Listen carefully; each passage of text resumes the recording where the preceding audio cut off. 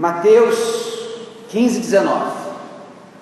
Evangelho de Jesus, segundo escreveu Mateus, capítulo 15, verso 19. Segunda mensagem da série Retorno à Santidade, e hoje a gente já começa a pancada. Semana passada, Jesus versus o pecado, a gente teve só uma ensaboadazinha, né? Mas hoje você vai sair daqui com hematoma na sua alma. Hoje você vai sair daqui lanhado na sua alma, no seu espírito, porque a palavra é bem pancada, como diz. Mateus 15, 19, pecados de pensamento. Pois do coração saem os maus pensamentos, os homicídios, os adultérios, as imoralidades sexuais, os roubos, os falsos testemunhos e as calúnias. Eu começo citando um pastor que admiro muito, vocês já estão de tanto eu admirá-lo, já cito os anos que eu estou com vocês, já ouviram falar muito dele, Charles Haddon Spurgeon. Charles Spurgeon, que foi considerado o príncipe dos pregadores na metade do século XIX, lá na Inglaterra, pastor do Tabernáculo de Londres. E ele disse certa vez o seguinte sobre pecados de pensamento, presta bem atenção: Deus não viverá na sala de visitas de nosso coração se permitirmos a entrada do diabo no porão de nossos pensamentos. Deus não viverá na sala de visitas de nosso coração se permitirmos a entrada do diabo no porão de nossos pensamentos. O texto que nós lemos aqui de Mateus ensina que o pecado começa na mente. Os antigos acreditavam que era o coração que tinha o controle dos pensamentos, né? Porque quando a gente fica alegre, ou fica preocupado, ou fica com medo, o coração dispara, né? Isso aí é a insulina agindo, e naquela época achava que isso era emoção vinda do coração. Por isso a Bíblia fala em coração. Mas você sabe muito bem que pensamentos, emoções, elas estão na nossa mente. E Mateus 15, 19 nos ensina que o pecado começa na mente. E nenhum ponto inicial para essa série de mensagens, para tratarmos de pecado, seria melhor do que já aonde ele começa, que é na mente. Até que os seus pensamentos estejam sob o controle de Deus, você não experimentará a vida abundante em Cristo. Essa é uma grande realidade, uma grande verdade. Até que os seus pensamentos e suas atitudes estejam sob o controle de Deus, a sua vida cristã vai ser muito limitada. Eu não sei de você, mas eu quero ter uma vida cristã cada vez mais abundante. Eu não sei porque até hoje eu fico pensando num desses retiros de carnaval da vida que eu citei um cântico, sempre melhorando. A turma lá ficou rindo de mim, eu não sei porquê, não sei se é porque o cântico era muito antigo, não sei porquê, mas eu quero viver assim, sempre melhorando, eu não quero ficar estático. Você trabalha, você estuda, você quer mudar de emprego, você quer aprender mais, você quer melhorar, e eu quero também muito disso na minha vida espiritual, e para que eu possa ter uma vida abundante e experimentar essa vida em Cristo Jesus, eu preciso que os meus pensamentos estejam sob o controle de Deus. Por isso, os nossos pensamentos, a nossa mente, ela é constantemente atacada por Satanás. Eu acredito que o diabo deve ter um demônio para cada ser humano, só para ficar atazanando a mente da gente, só para ficar perturbando a nossa mente. Porque, irmãos, nós somos o que pensamos. Eu esqueci o nome do filósofo agora, não botei aqui, lembrei agora quem falou isso. Não sei se foi Sócrates. Penso, logo existo. Você está pensando agora? Quem não está pensando? Levanta a mão, quem não está pensando agora? Está todo mundo pensando, não está todo mundo pensando? Então você está existindo. E por você existir, é isso que você pensa que faz você. O personagem Don Cobb, vivido pelo Leonardo DiCaprio, não escutei os suspiros das meninas, já passou a época do Leonardo, né? Já passou. O Leonardo DiCaprio viveu um personagem chamado Don Cobb, no filme de 2010 chamado A Origem. E nesse filme, ele é um ladrão especializado em extrair informações do inconsciente das pessoas durante o sonho. E numa das falas do Don Cobb, ele explica o seguinte, ele fala o seguinte, mostrando o exemplo que tem a nossa mente. Basta um pequeno pensamento para impulsionar grandemente um homem. Eles tinham que fazer uma mudança lá numa grande empresa, e a trama do filme era colocar na mente do dono da empresa o pensamento de acabar com a empresa. Parecia impossível, mas ele não, ele disse, se eu colocar esse pequeno pensamento ali, ele vai fazer isso. Basta um pequeno pensamento para impulsionar grandemente um homem. Os nossos pensamentos, por menores que eles sejam, por mais bobos que eles sejam, por mais pueris, infantis que eles sejam, eles têm a força para nos impulsionar de uma forma tal que até mesmo nós não conhecemos. Somos o que pensamos, e tudo o que somos surge com nossos pensamentos. Com nossos pensamentos nós fazemos o mundo. O diabo não é onisciente como Deus. Você sabe, são os atributos, né, de Deus. A onipresença, Deus está em todos os lugares.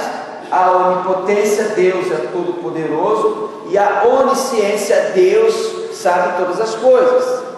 Deus conhece tudo. Esses atributos só Deus tem. O diabo não tem. Ele não é onisciente, mas ele conhece muito bem a natureza humana. Ele sabe que se puder desenvolver fortalezas nos nossos pensamentos, ele facilmente vai nos levar a pecar e nos separar do poder de Deus. A coisa é tão séria, é tão alarmante, a gente tem que estar muito atento, porque às vezes a gente acredita que pecar ou pecado é só quando a gente faz. Se você perguntar para qualquer pessoa que não tem um estudo, uma intimidade com Deus, ele vai achar que pecado é o quê? É roubar, é matar, não, adulterar não são, acho que é mais pecado, né? É roubar, matar, sequestrar, né? Falar mal do pastor, essas coisas. Mas a gente sabe que pecado não é só matar, roubar, sequestrar. O pensamento é um pecado. E o diabo sabe disso. O pensamento ruim, o pensamento de pecado é um pecado. E o diabo, sabendo disso, se ele consegue começar a influenciar isso, ele vai afastar você do poder de Deus, mesmo se você não mata, sequestra ou rouba. E meu querido, a coisa é rápida, é muito rápida. Aliás, a física nos ensina que não há nada mais rápido que a luz, né? A velocidade da luz é algo impressionante. Os físicos, os astrônomos não acharam ainda nada. O Einstein falou, né, que não tem nada mais rápido que a luz, que para medir o universo tem que ser com a velocidade do ano-luz. Mas eu discordo. Eu não sou físico, mas eu sei que os nossos pensamentos são muito mais rápidos do que a luz. Por exemplo, num artigo do Jornal Batista, muitos anos atrás, o pastor Jadail de Souza escreveu, e ele conta que ele estava num ônibus, e quando ele olhou pela janela, tinha um outdoor, né? Esses cartazes de propaganda enormes que ficam por aí, um outdoor. Nesse outdoor tinha uma mulher seminua e escrito assim, uma frase: não adianta, você já pecou. Aquela frase foi verdadeira. Como pensamentos de pecado são rápidos. E como sofremos por causa desses pensamentos impuros. Pensamentos de pecado, eles são tão rápidos quanto a frustração e o gosto amargo da derrota que vem logo após pecamos. Quando Adão pecou, qual foi a primeira coisa que ele fez? Foi se esconder de Deus. Porque o pecado, ele nos envergonha. Quando a nossa mente peca, nós nos envergonhamos perante Deus, nós ficamos frustrados, ficamos com aquele gosto amargo, porque pecamos. Em Provérbios 23:7, lá nos ensina da extrema necessidade da gente colocar os nossos pensamentos, as nossas mentes totalmente a Jesus. Porque como imaginou em sua alma, assim ele o é. Em outras palavras, o que você pensa é uma grande parte do que você é. E para que você possa pensar cheio de Deus, para que o seu pensamento possa estar cheio de Deus, você precisa esvaziar-se de si mesmo. Aí é que vem a dificuldade nossa. O Monteiro Lobato, me amarrava no Monteiro Lobato, eu li muitos livros dele, né, do Sítio Pica-Pau Amarelo. E a Narizinho, ela tinha um costume,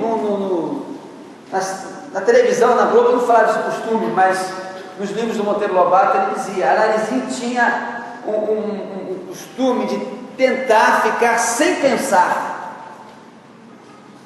Ela parava lá e tentava ficar alguns instantes sem pensar e nunca conseguiu. Ninguém não consegue ficar sem pensar.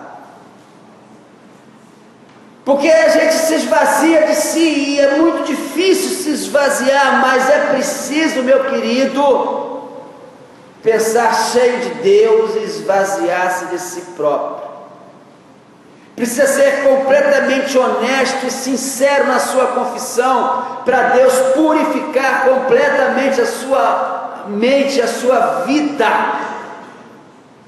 E para que isso possa ser uma realidade a você, hoje nós vamos aprender os tipos de pecados mais comuns que a gente faz. Eu e você fazemos. Primeiro, esse eu não peco. Esse eu posso dizer para vocês, eu não peco nesse. Não sei de você, espero que não, mas tem muita gente aí que peca assim. Dúvida sobre a salvação. Dúvida sobre a salvação. Primeiro pecado de pensamento a ser vencido é a dúvida sobre a sua salvação. Eu digo que eu não peco porque eu tenho certeza da minha salvação. E aí é com você. Porque você não pode agradar a Deus com essa dúvida, e também não pode fazer nenhum progresso espiritual até que você esteja seguro da sua salvação em Cristo Jesus. E sobre isso, 3 textos da Bíblia nos ensinam verdades muito importantes. Primeiro, Mateus 7, de 22 a 23, perdão. Mateus 7, 22 e 23. Muitos me dirão naquele dia: Senhor, Senhor, não profetizamos nós em teu nome, em teu nome não expulsamos demônios, e não realizamos muitos milagres? Então eu lhes direi claramente: nunca os conheci, afaste-se de mim vocês que praticam o mal. Essa é uma verdade. No dia do julgamento, quando Cristo voltar, muitos que pensam que são salvos descobrirão que não são. Segundo texto, João 17:3. Esta é a vida eterna, que te conheçam, o único Deus verdadeiro, e a Jesus Cristo a quem enviaste. A salvação consiste em conhecer a Cristo e ter um relacionamento pessoal e transformador. Eu falei isso no domingo passado. Jesus não veio a este mundo, não morreu apenas para nos dar salvação.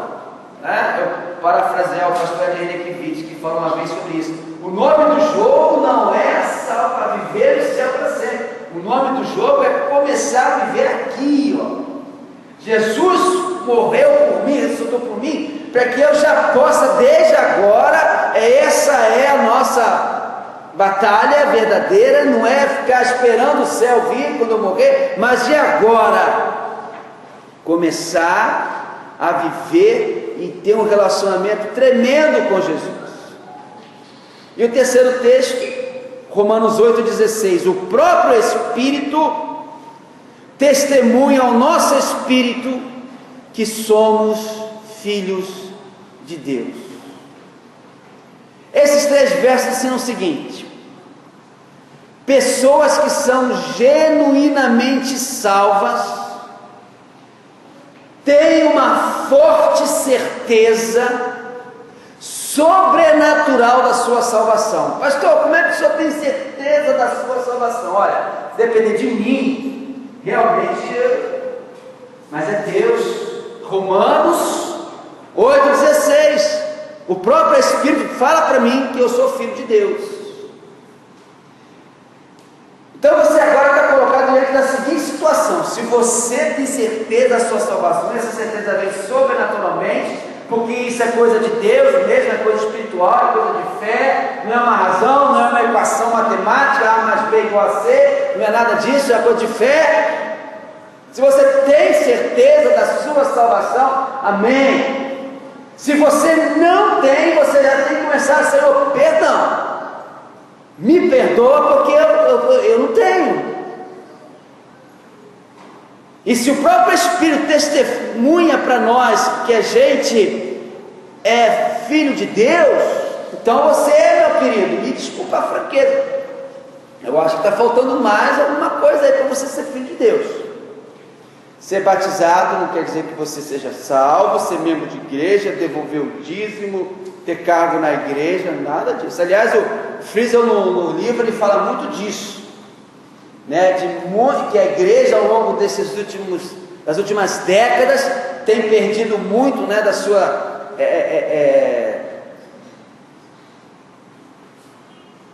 importância de critério com os membros. Qualquer um tem, esse qualquer um ele diz assim, né? Muitas pessoas vêm à igreja, mas não são membros, não são salvos, são membros, mas não são salvos. Mas tem uma boa notícia sobre isso: se você está naquele lado pessoal que está assim, né? Barro no tijolo, pastor, estou preocupado agora, porque eu não tenho essa certeza que só tem, não. Eu não estou tendo essa certeza que Romanos 8,16 diz que o próprio Espírito me testifica que eu sou salvo. A boa notícia é que, se você tem alguma dúvida sobre a sua salvação, esteja certo de que Deus quer lhe dar esta certeza. Mais do que eu estou te falando, Deus quer lhe dar essa certeza. 1 João 5,13: escrevi-lhe estas coisas a vocês que creem no nome do Filho de Deus, para que vocês saibam que têm a vida eterna. Meu querido, Deus não quer que você viva mais nenhum dia sem ter esta certeza da sua salvação. Se você nos visita nessa noite e não tem Cristo Jesus como seu Salvador, a partir de agora você pode ter certeza da sua salvação. Se você é crente e membro de alguma igreja ou desta igreja e não tem certeza da sua salvação, a partir de agora você pode ter certeza da sua salvação. Deixa Deus agir. Falei que o negócio era feio, né? E vai ficar pior agora. Não sei se vai ter gente domingo que vem para ouvir a terceira mensagem, não. Por isso que eu falei, os que sobrevivermos até o dia 21 de setembro, vai ser bom.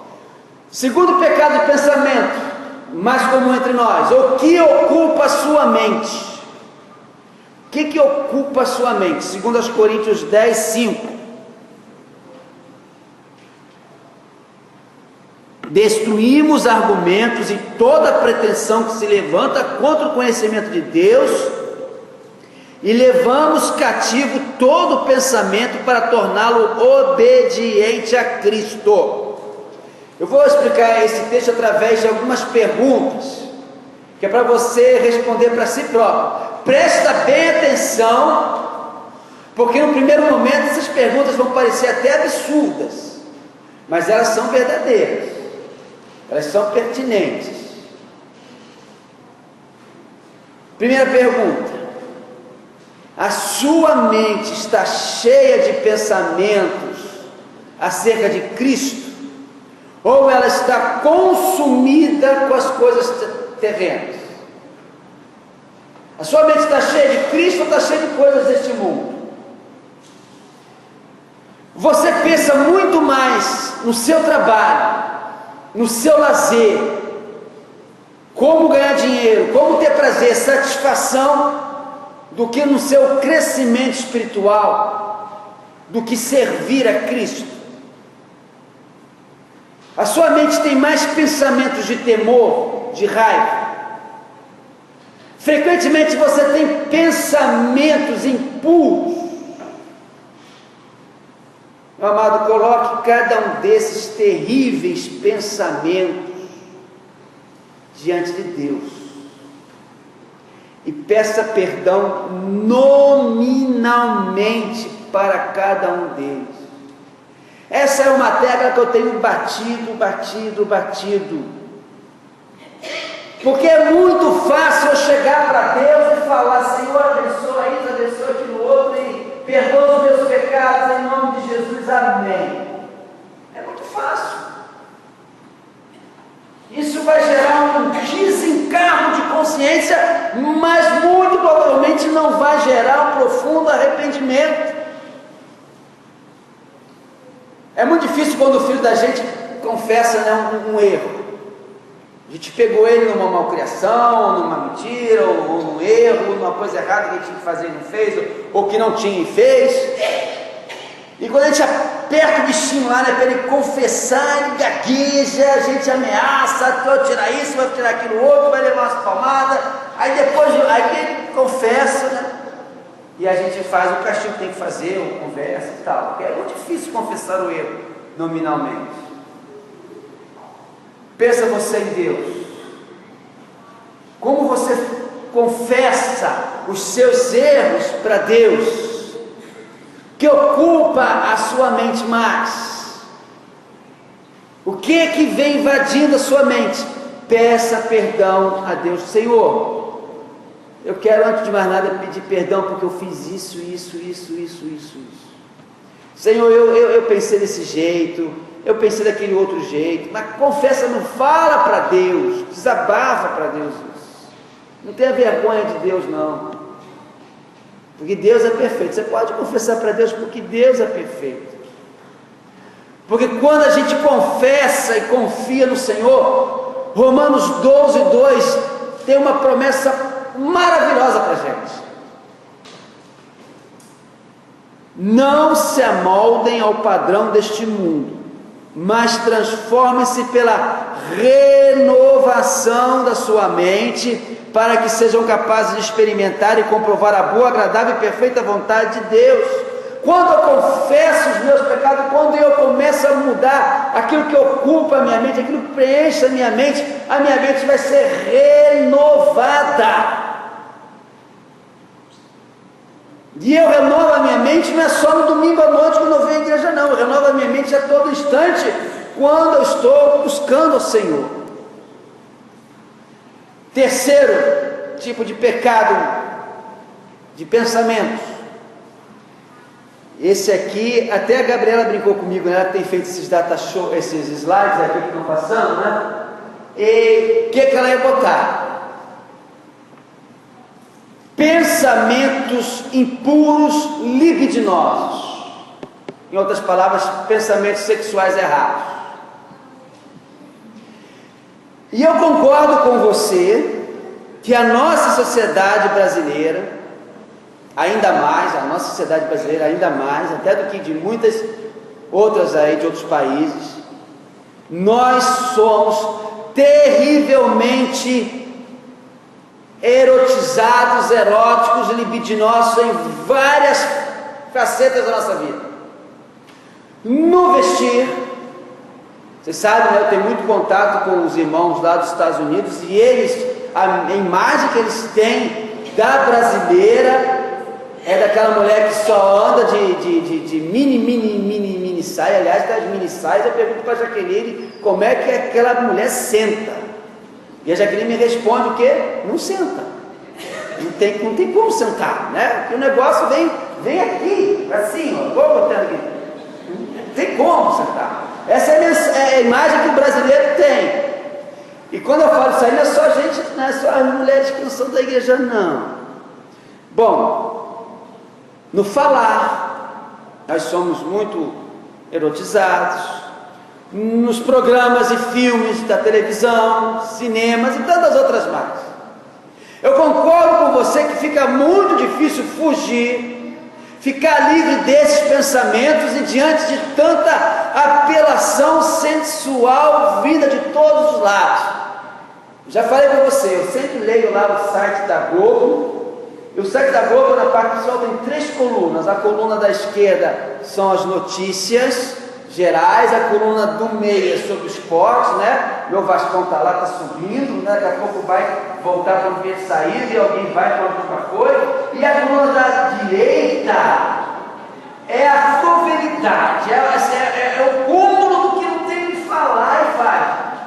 Fulana de tal usa pequenininho e mostra a barriguinha sarada, tranquila.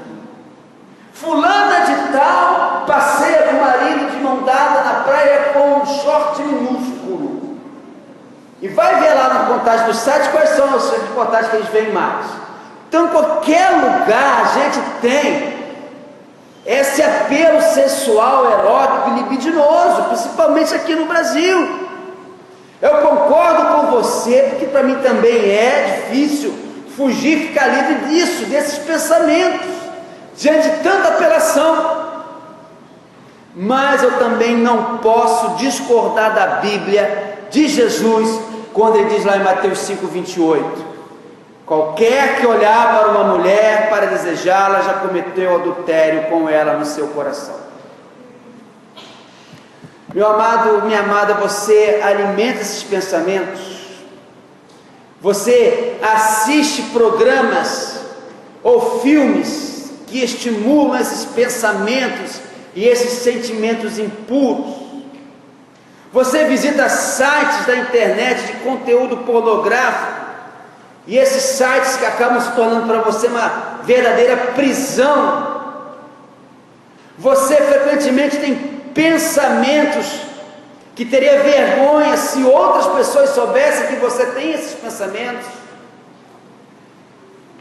Meu querido, confesse-os para Deus já. E como eu falei, seja específico sobre os pensamentos que você precisa mudar, porque é necessário substituir esses pensamentos impuros por pensamentos que sejam de Deus, de Jesus. E uma excelente ajuda, agora para um lado mais prático do negócio, né? Só para não cair de pau em cima do... Um lado bem prático. Sabe como é que você pode combater isso? Memorizando as passagens da Bíblia. É um excelente remédio. Você está lá, você está sentadão lá, né, na televisão, mudando de canal, e aí está aquela imagem, né, aquela modelagem que você não pode ver. O Senhor, meu pastor, nada me falta lá dentro dele. Fala, Salmo 23, né? O outro aqui que eu falei, não se amolde ao padrão deste mundo, transforme pela renovação da mente, decore passagens da Bíblia, memorize passagens da Bíblia. Meu querido, a palavra de Deus tem poder mesmo, você tem que crer nisso, e memorize então. Cada vez que um pensamento impuro aparecer, substitua por um versículo, por uma oração. Daí uma coisa muito fácil. Agora, se você é fraco demais para a pornografia, se a pornografia, isso é um mal muito grande. Quando eu era garoto, a gente tinha acesso, né? Os garotos da minha geração tinham acesso à pornografia através de revista. E o garoto ia lá, pegava do pai, levava para o colégio, a garotada fazia festa lá, né? Hoje não, hoje qualquer celular você está lá. E as coisas piores do mundo que quando eu era garoto nem sonhava que existia. Qualquer um. Isso escraviza. E se você é fraco demais para a pornografia, se a pornografia tem uma atitude radical com você, e essa atitude radical torna você escravo dela. Olha, como seu pastor, eu tenho para você um conselho: tenha uma atitude radical com a pornografia também para se livrar dela. Livre-se do meio condutor da pornografia. Internet, se você não consegue, cancela o 3G do seu celular, meu filho. Você não consegue se livrar da internet, cancela o Velox, o GVT, a banda larga, cancela. Pastor, atitude radical. Se o troço está te escravizando, é isso que você tem que fazer, não tem outro jeito. Cancela a TV por assinatura. É o jeito. Se você vive escravo disso, não adianta. Se não consegue se livrar, corta. Como diz aí fora, corta o mal pela raiz. Se você está lá sentadão lá, em frente do seu notebook lá, ou no seu celular, e apareceu aquela coisa, e você vai lembrar: o pastor falou para eu cancelar o 3G, que é melhor, porque eu não estou conseguindo me lembrar. Lembra de Jesus? Sabe, lembra que Jesus falou que é melhor entrar com um olho só no céu do que perder a vida com os dois. Lembra que Jesus falou isso? Se teu olho te faz pecar, arranca. É melhor você entrar cego com um olho só no reino do céu do que perder a sua vida. Você não vai arrancar seus olhos, então arranca a internet, o 3G, a TV por assinatura. Faz isso.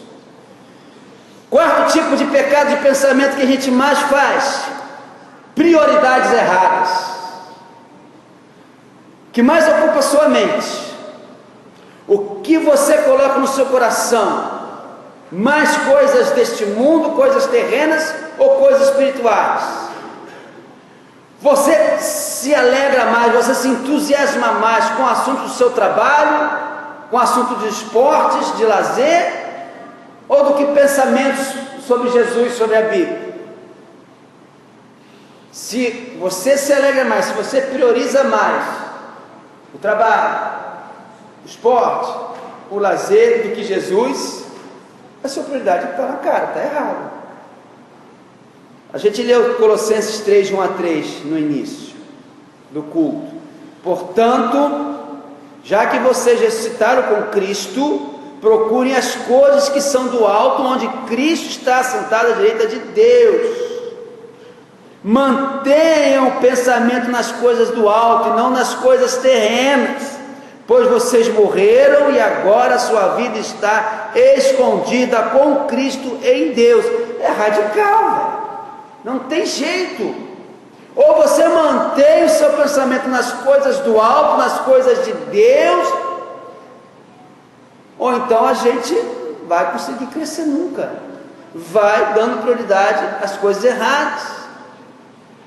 Colossenses 3:1-3 nos ensina que Jesus e o Evangelho devem ocupar o primeiro lugar em nossos pensamentos, nas nossas preocupações.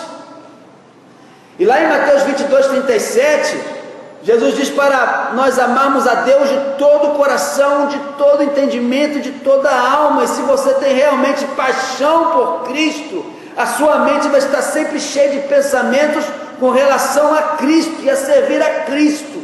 E não Cristo vai ocupar um cantinho da sua vida, mas toda a sua vida. Quinto pensamento de pecado mais comum a ser combatido. Um jeito bonito que eu achei de falar: não encher a mente com a palavra de Deus. Está aí o pecado de pensamento que a gente faz muito: não encher a mente com a palavra de Deus. Salmo 1, verso 2: ao contrário, a sua satisfação está na lei do Senhor, e nessa lei, o que diz ali embaixo, a última linha? Medita dia e noite. Salmo 119, 15-16. Leia vocês que valem muito hoje. Meditarei nos seus preceitos, darei atenção às coisas de Deus. Tenho prazer nos teus decretos, não me esqueça da tua palavra. O que está escrito aqui? Tenho prazer em quê? No Bugue-Ugue? No Império? Qual é o nome da novela das 7 aí? Pode falar, gente, não vou acusar vocês não, eu não sei mesmo. Que bom que vocês estão sabendo, né? Não, tenho prazer nos teus decretos, tenho prazer na lei do Senhor, e na lei do Senhor eu medito de dia e de noite. O que eu falei para vocês, pega 10 minutos da novela, pega 10 minutos do filme ou do jogo de futebol, aí você já tem 30 minutos, e pega esses 30 minutos e lê a Bíblia. Faz assim, a novela dura 40 minutos, você só assiste 30. É bom que você não vai ficar entendendo muito, aí você vai ficar esquecendo de ver. O jornal repete, gente. Quem tem então TV por assinatura sabe. A notícia que passa no Bom Dia Brasil é mesmo que vai dar no Jornal das 10, lá da Globo News, é mesmo. Se acontecer alguma coisa durante o dia, mesma coisa. Então pega 10 aqui, 10 ali e leia a Bíblia. Meu querido, que uso você faz da Bíblia Sagrada? Ela é para você apenas um punhado de versículos que te falam sobre vitória?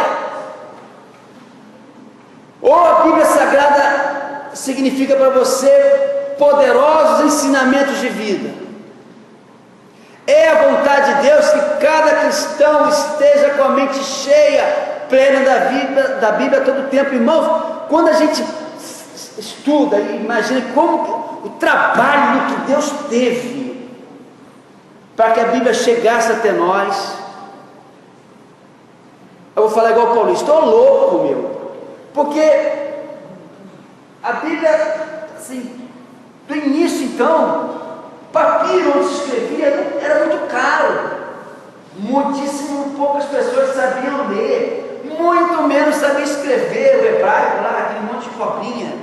Escreve para a direita, para a esquerda, não tem vogal, só tem consoante.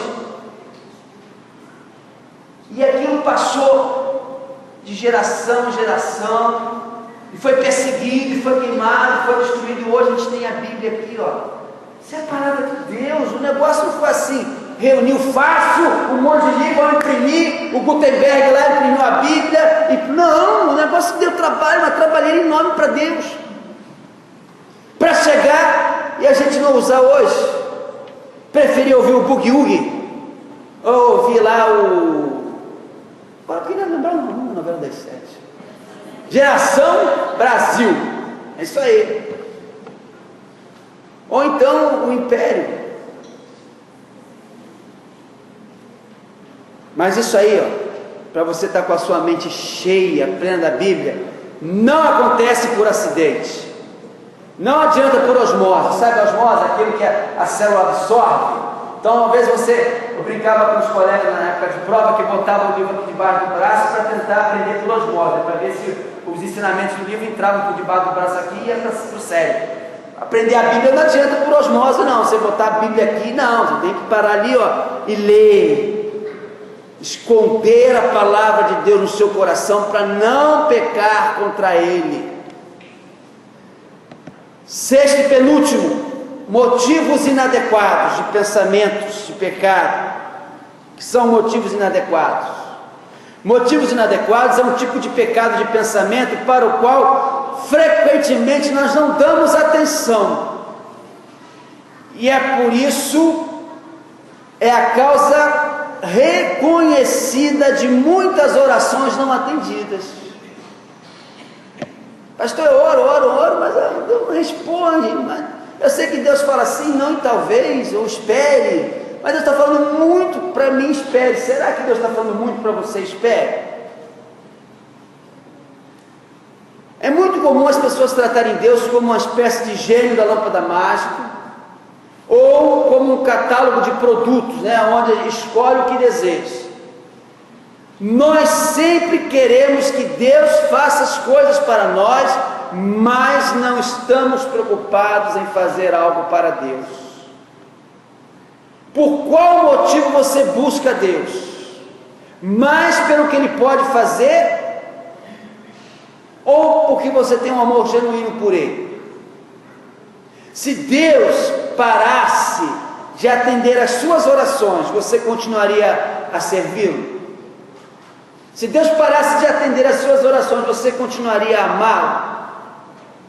Você sente desejo real de orar, pedindo que a vontade de Deus se faça, mesmo quando ela não é a sua vontade, não são os seus planos? Deus, você está buscando lá e você quer ser físico nuclear. Você está estudando para isso. E Deus fala, não, você vai ser professor de geografia. Não, Deus, eu quero ser físico nuclear. Não, eu tenho um ministério para você naquele colégio lá, você vai ser professor de geografia. Como é que você vai orar com Deus então? Se eu faço a vontade, então eu não quero mais ser físico nuclear, eu quero ser professor de geografia. Não estou menosprezando o professor de geografia não, até porque está cada vez mais raro, né? Thaís, professor de geografia, de inglês, de história. Estava até falando para a Jaqueline hoje, eu acho que eu vou fazer na faculdade de história para lecionar história, porque já é um qualquer que vai entrar a mar, né? E está faltando, então qualquer um serve, então estou nessa daí. Pois é, o negócio de motivos inadequados é por aí. E é por conta disso nós negligenciamos essa parte e não temos as nossas orações atendidas. Peça a Deus que lhe dê uma mais profunda pureza de propósitos com relação a Deus e as coisas de Deus. Confie em Cristo, que as coisas dele são realmente melhores e não a sua. Romanos 5,5 diz: e a esperança não nos decepciona, porque Deus derramou o seu amor em nossos corações por meio do Espírito Santo que Ele nos concedeu. Deus não nos decepciona. Eu sei que decepciono vocês como pastor, mas eu sou humano, então humano contra vocês. Eu sei que decepciono a Jaqueline como marido, como companheiro, porque eu sou humano. Eu sei que decepciono o Mozarzinho como pai, como amigo, porque eu sou humano. Ele me deu um presente hoje pelo Dia dos Pais. Aliás, não me deu ainda não, vai dar quando chegar em casa. Eu ganhei dos sobrinhos. Mas é porque ele me ama, mas eu decepciono muito ele. Mas Deus não me decepciona. E não sou eu que estou dizendo não, é Romanos 5,5. E a esperança não nos decepciona, porque Deus derramou o seu amor em nossos corações. Então a vontade de Deus, meu querido, por mais diametralmente oposta que seja a sua vontade, é sempre a melhor. Então não peque por motivos inadequados, ficar pedindo coisa que não adianta, que Deus não vai te dar, e você fica insistindo. Sétimo e último tipo de pecado de pensamento a ser combatido. Presta bem atenção. Adoração insincera. Deus tem um extremo desprazer com adoração insincera e rituais vazios. Se tem uma das coisas que Deus não aguenta, mesmo Ele sendo Deus é amor, rico em justiça, em misericórdia, em graça, mas se tem uma coisa que Deus não aguenta, é a adoração insincera, ritual vazio. Culto nosso é que a gente pode dizer que um culto seja vazio, né? Mateus 15, verso 8 e a primeira parte do verso 9. Este povo me honra com os lábios, mas o seu coração está longe de mim. Em vão me adoram. Agora uma palavra ainda mais pesada, Amós 5, 21 e 22. Eu odeio, Deus falando, hein? Olha como é que está o seu culto para Deus. Eu odeio e desprezo as suas festas religiosas. Não suporto as suas assembleias solenes. Mesmo que vocês me tragam holocaustos ou oferta de cereal, isso não me agradará. Mesmo que me tragam as melhores ofertas de comunhão, não darei a menor atenção a elas, porque Deus olha o nosso coração, ou a nossa mente, o que a gente está colocando. Deus não se agrada de adoração sincera e rituais vazios. E o ser humano é algo realmente surpreendente. Quantas vezes nós estamos seriamente envolvidos no pecado, já furdando na lama do pecado, de pensamento, de todo tipo, desses outros 6 que eu citei aqui. E olha que essa lista aqui é grande, são 7, mas não é exaustiva não. Se eu fosse falar de mais pecado de pensamento, eu ia colocar mais coisas aqui. Pedir licença ao freezer, eu ia colocar mais coisas aqui. Mas quantas vezes nós estamos chafurdando na lama do pecado e ainda assim esperamos que Deus escute e honre as nossas orações e receba a nossa adoração? Parece que muitos se esquecem que pecar habitualmente é como pisotear o sangue de Jesus. Olha que palavra dura em Hebreus 10, 29. Quão mais severo castigo julgam vocês merece aquele que pisou aos pés ao Filho de Deus, que profanou o sangue da aliança pela qual ele foi santificado e insultou o Espírito da graça. Quando a gente faz esse tipo de coisa, é como se estivéssemos pisando o sangue de Jesus, menosprezando, não dando valor algum. Casos mais comuns de adoração sincera, para a gente exemplificar: participar da ceia do Senhor impensadamente. Quando você participa da ceia do Senhor sem o devido respeito. 1 Coríntios 11, 28 e 31. Examine-se, pois, o homem a si mesmo, e então coma do pão e beba do cálice, pois quem come e bebe sem discernir o corpo do Senhor, come e bebe para a sua própria condenação. Por isso há entre vocês muitos fracos e doentes, e vários já dormiram. Mas se dormir aqui quer dizer morrer, mas se nós nos examinássemos a nós mesmos, não receberíamos juízo. Irmãos, a ceia do Senhor, ela não confere graça, bênção, ela não é santa, é um ritual, é um cerimonial, melhor dizendo. Mas o pão é pão, o cálice tem suco de uva e acabou, não é nada mais do que isso. Mas o símbolo dela, que é o sangue, o corpo de Cristo, aquilo é seríssimo, é a coisa mais séria da história da humanidade, e eu tenho que tratar aquilo sério, eu tenho que me aproximar de Deus, e essa é uma oportunidade de eu pedir perdão a Deus, eu melhorar com Deus. E o Paulo está falando aqui, quem come e bebe sem discernir o corpo do Senhor, come e bebe para a sua própria condenação. Em outras palavras, quem não faz a coisa direito, está se condenando, é uma adoração insincera. E o segundo tipo de pecado de adoração sincera é não guardar o dia do Senhor. Muitos cristãos tratam o domingo de várias maneiras. É dia de lazer, dia de compras, dia de dormir até mais tarde, e se esquecem completamente de que o domingo é o dia santificado ao Senhor. É um dos 10 mandamentos de Deus. É o 4º mandamento. Êxodo 20. Parece que os cristãos hoje querem apagar Êxodo 20, de 8 a 11. Lembra-te do dia de sábado, hoje é o domingo para nós, né? Para santificá-lo.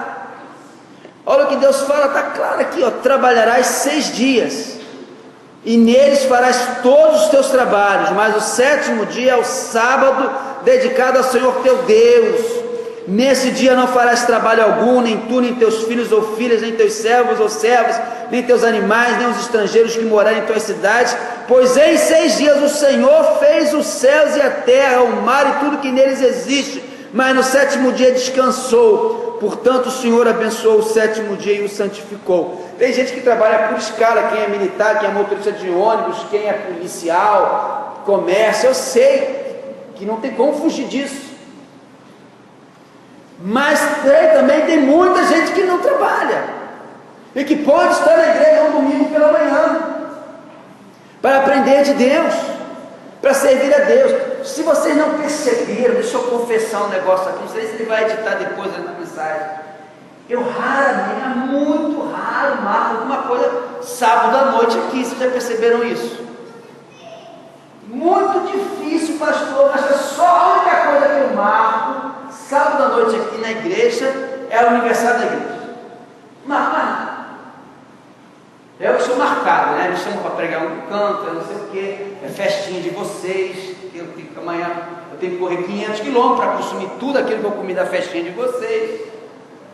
Mas sábado à noite eu não marco nada, que é para vocês ficarem realmente para fazer as compras, tem que fazer, para passear, para ir para o shopping, para dormir mais cedo, para ir para a festa. Para domingo estarem aqui, para servir ao Senhor.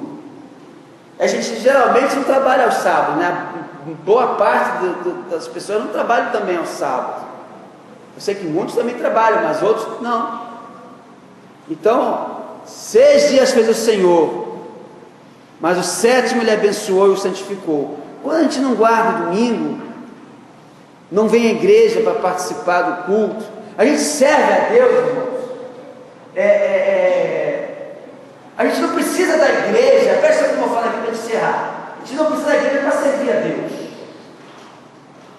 Da igreja que eu digo do templo, né?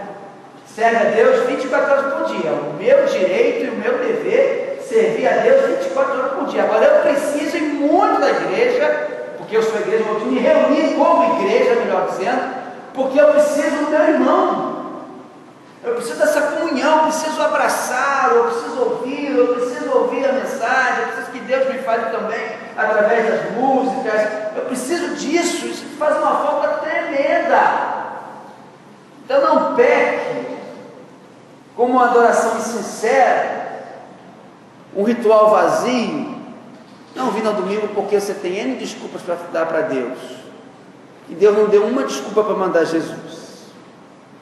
E eu vou terminar dizendo que a busca de santidade deve ser a prioridade na vida de todo cristão. Hebreus 12, 14. Esforcem-se para viver em paz com todos e para serem santos. Sem santidade, o que ele diz ali? Ninguém verá o Senhor. Sem santidade, ninguém verá o Senhor. É muito fácil saber se você está cheio ou não do Espírito Santo. É muito fácil saber se você está se santificando corretamente para Deus ou não. Quer ver?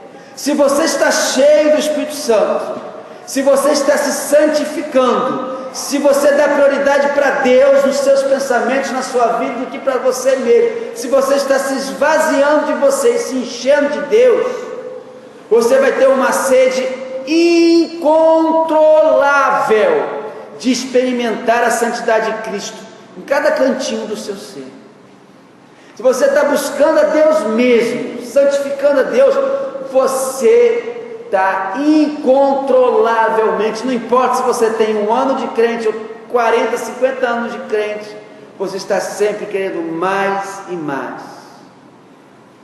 Se não, atitudes espirituais como a leitura diária e dedicada da Bíblia e um tempo de qualidade de oração com Deus vai ser muito distante de você, vai ser muito indiferente para você.